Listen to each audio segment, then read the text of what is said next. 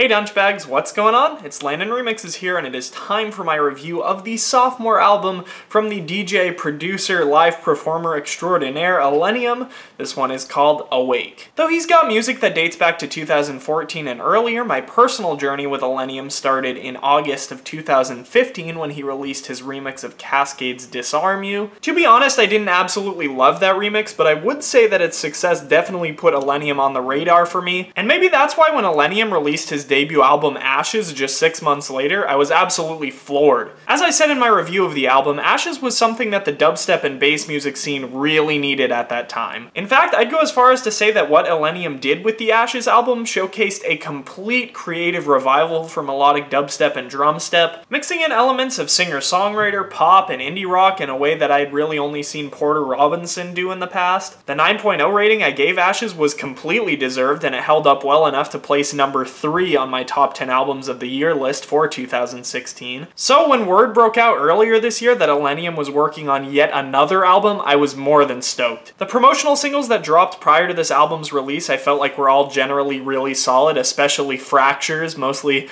because I just really fell for that guitar line in the beginning as well as Nev's vocals. With that, I was gearing up for Awake to be as good of an album as Ashes, if not better. And while this album in full definitely didn't come off as a bad one to me, I can say that I do have some very strong mixed opinions about it. Now before you go picking up those stones or reaching for the unsubscribe button, please do hear me out on this one. First of all, you have to take into account that I've been sitting on this album for a little under 2 months and therefore have had a lot of time to kind of absorb and digest what this album has to offer. Second of all, my points are valid, so just hear me out. I definitely say that the most pressing issue when it comes to Awake is just how evident Illenium's influences are on this album compared to the last one. And it's funny because just earlier this summer, YoriDM did a post about how some Redditors were poking fun at Illenium for sounding too much like Seven Lions, Sound Remedy, and Porter Robinson, yet Illenium fired back by releasing an album that is taking more influence from those 3 artists than ever before. Really the key influencer here being Seven Lions, which I really don't get considering Seeking Blue picked up Seven Lions for their roster just a couple months ago. And I feel like this album doesn't even really try to hide it. The very first track, Needed You, featuring Dia Frampton, if I wouldn't have known otherwise, I probably would have assumed it was a Seven Lions song. Especially with its heavy orchestral, almost cinematic elements at the beginning of the track, leading into these very pretty vocals, a very trance-influenced build-up, and a straight melodic dubstep drop, this track could have very easily come from Seven Lions' discography. Another notable example of this is on the song Lost featuring Emily Brant, and although most of the song tended to remind me of like the pre-Memories Do Not Open Chainsmokers, the drop on this song sounds, in terms of its design and melody, almost identical to Worlds Apart by Seven Lions. And then interestingly enough, the vocalist who featured on that Seven Lions track, Curly, comes back and features on this album just 1 track later on Sound of Walking Away. Porter Robinson's influence on this album can also be pretty clearly seen, most notably on the Said the Sky collaboration Where'd You Go, which sounds like either some kind of tribute track or unintentional ripoff of Divinity. And if for some reason you can't hear that, check out this mashup of the 2 songs by SoundCloud user Parth.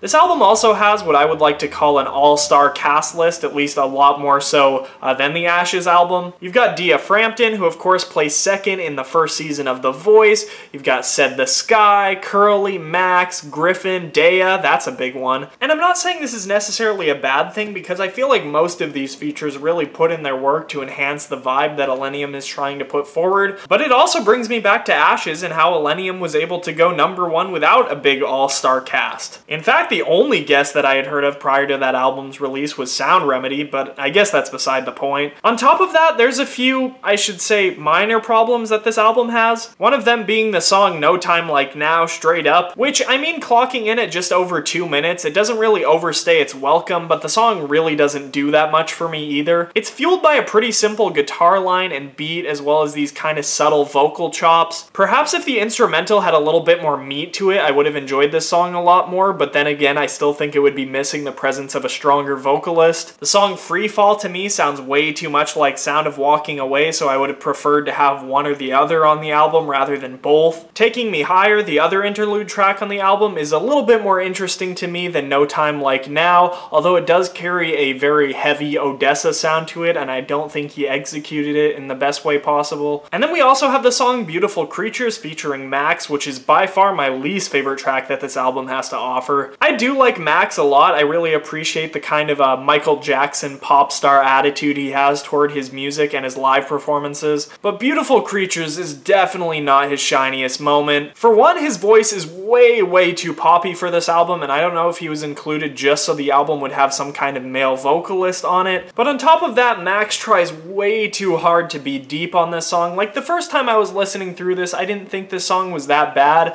kind of listening through his lyricism, but then as I kind of thought about it, with lines like, if love is a lie, then why do we need it? And it's like, wait a second, who said love is a lie again? I just really wasn't a fan of this song, and I especially think its placement on the album was really odd, falling right before the very emotional closer, Let You Go with Ember Island. But that's basically all the negative things I have to say about this album. The rest are almost strictly positive. From cover to cover, I honestly think that this album contains some of Illenium's best music to date. I think a lot of that can be accredited to the absolutely phenomenal vocal appearances we see spanning all across this record. Most notably, Annika Wells on the song Crawl Out of Love, where in my opinion she does a great job kind of trying to convey the frustration of being forced to fall out of love with someone. As well as Dea on Feel Good, a song that I didn't initially love when it first released as a single, but I grew to like it a lot, almost strictly because of Dea's vocals. She sings with such passion in her voice, you can really tell that she really means whatever she's singing about, and in this song in particular, she's kind of talking about just having a friend who makes all the bad situations better. Even if it is executed in a little bit of a cheesy way with the, you make me feel good, I like it. I also think the song Leaving is absolutely astounding, although I have no idea who did the vocals on this one. There's a lot of emotion packed into this one, and I feel like it all kind of comes out during the drop when these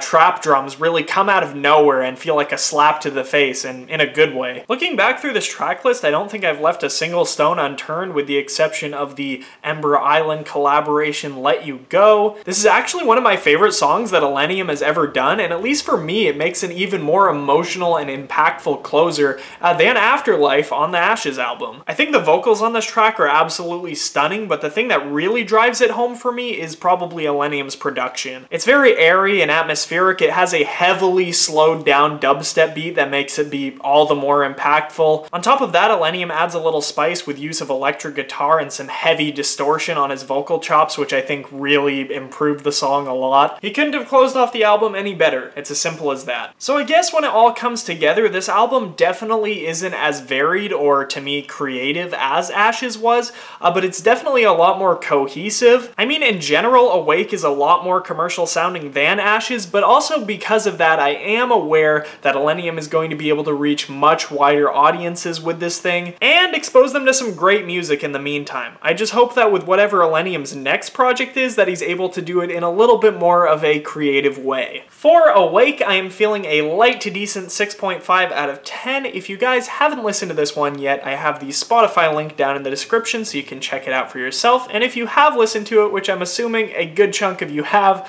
let me know what you think down in the comments section below. If you agreed, if you disagreed, whatever. Anyway, I'm Landon Remixes. I hope you guys enjoyed this review, and I'll catch you later. Peace.